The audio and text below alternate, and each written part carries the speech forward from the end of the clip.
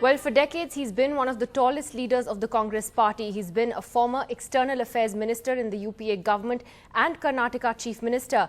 And now, Mr. S.M. Krishna surprised everyone with his decision to join the BJP at the age of 84. Mr. Krishna joins us on NDTV today. Mr. Krishna, great to talk to you again, sir, after all these years.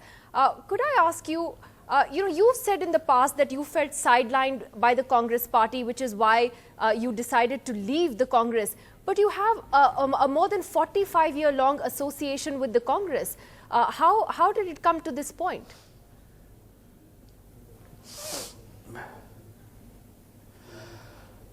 Well, the very fact that the Congress party suffered me for 46 years and I was able to serve the party and through the party, the nation and the state in the last 46 years. Now, the immediate reason why I had to quit the Congress party is that in the last 3 years, I have been watching with considerable anxiety and concern the way the Congress party has been moving. The Congress party has a new leader, and how the new leader is responding to the aspirations of the people and how he is reaching out to the Congress workers across the country, right across the country. But unfortunately, I have been so disappointed with the approach of the present leadership. And that's where I feel that the Congress party, as long as it clinges to a dynastic succession, I do not see Congress ever recovering the lost ground. But who am I to say it, because I am out of the Congress now. And it is for congressmen themselves to do some introspection and then to find out how to go ahead, because you've been rebuilding the party you've from been the grassroots level. You've been a veteran congressman for so many decades, Mr. Krishna, and when you say that you're disappointed with the approach of the present Congress leadership, what exactly is it about their approach that disappointed you?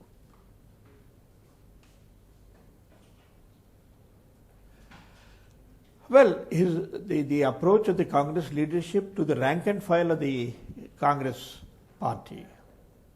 The workers are yearning.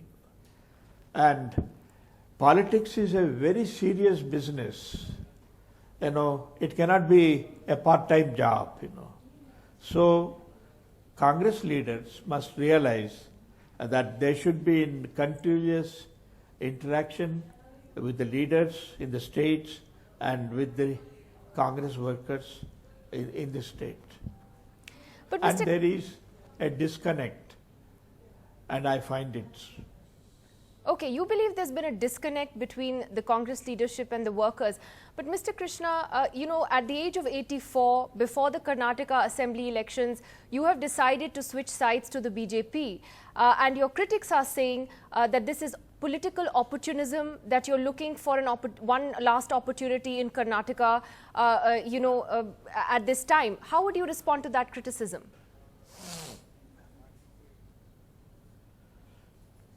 Well, whatever I did or whatever I said, there is going to be the opposition to that. So if somebody says that I have been doing opportunistic politics, well, it is for them to make an assessment. And it is for the people ultimately to decide whether my switch over to the BJP is opportunistic or it has been propelled, it has been provoked by a sense of involvement and a sense of commitment towards the country. I find that the BJP leadership under Prime Minister Narendra Modi ji, they have declared, and to a great extent they have proved that they have zero tolerance for corruption. I think it is one thing which has impressed me, their sense of urgency about fighting corruption. Even though I was a congressman, when demonetization was announced, I welcomed it. I welcomed it wholeheartedly. That only indicates that whatever that is good for the country, whatever that is good for the economy is being made by the present government under Shri Narendra Modi ji.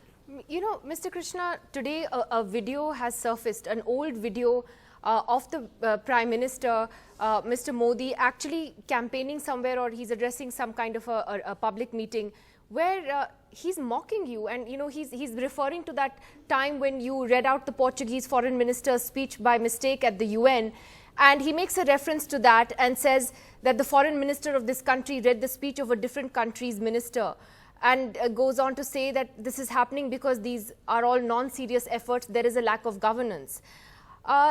Today you are full of praise for the same Mr. Modi who at one time was saying this about you. How do you feel about that?